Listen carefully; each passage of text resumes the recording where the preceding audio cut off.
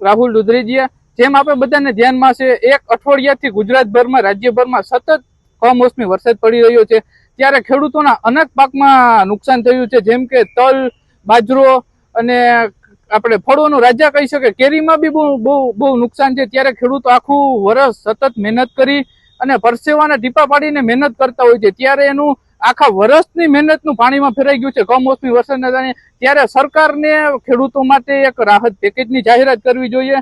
જેને રાહત પેકેજ મળે, જે આર્થિક અને સહાય મળી શકે, તો એને જે બી આખી વર્ષની મહેનત હોય એમાં એને થોડોક ટેકો મળી શકે. રામદેવ ઓડેદરા.